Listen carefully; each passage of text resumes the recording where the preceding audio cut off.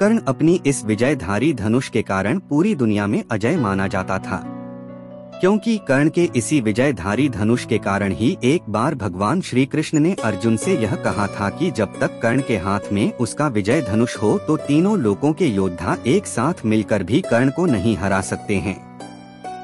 और उसमें बहुत सारी ऐसी खूबियों थी जो अर्जुन के गांडीव धनुष में नहीं थी। विजय धनुष का निर्माण कर्ता विश्वकर्मा जी ने किया था और इसका निर्माण तारकासुर राक्षस के पुत्र की नगरी त्रिपुरा का विनाश करने के लिए किया गया था। दोस्तों, इसी विजय धनुष पर अपना पशुपति बाण चलाकर भगवान शिव ने राक्षसों सहित उस त्रिपुरा नगरी का विनाश किया था और उस राक्षस नगरी के विनाश के बाद भगवान शिव ने इस विजय धनुष को देवराज इंद्र को दे दिया था और देवराज इंद्र ने इस अद्भुत और शक्तिशाली धनुष से कई बार युद्ध में असुरों और राक्षसों का विनाश किया था।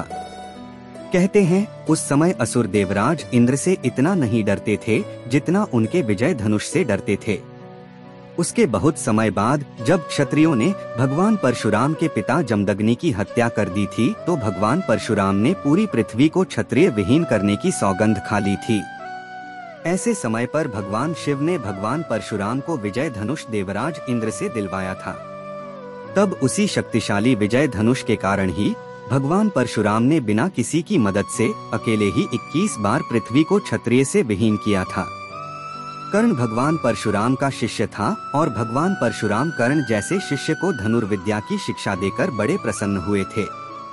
कर्ण झूठ का सहारा लेकर भगवान परशुराम का शिष्य बना था और उसी कारण भगवान परशुराम ने उसे युद्ध के समय धनुर्विद्या भूल जाने का श्राप भी दे दिया था। भगवान परशुराम को लगा कि उनसे अपने सबसे प्रिय शिष्य कर्ण को कुछ ज्यादा ही कठोर श्राप दे दिया और उनको कर्ण पर दया आ गई।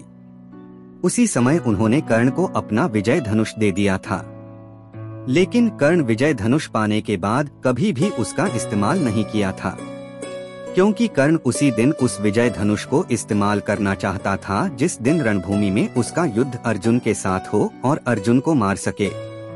महाभारत युद्ध के 17वें दिन जब कर्ण कौरवों की सेना का सेनापति था तब उसने अर्जुन से युद्ध करने के लिए पहली बार अपना विजय धनुष हाथ में उठाया था, परंतु दुर्भाग्य से कर्ण के रथ का पहिया जमीन में धंस गया था तो वहां रथ के पहिए को निकालने के लिए नीचे उतर आया था और अपना विजय धनुष रथ में ही छोड़ दिया।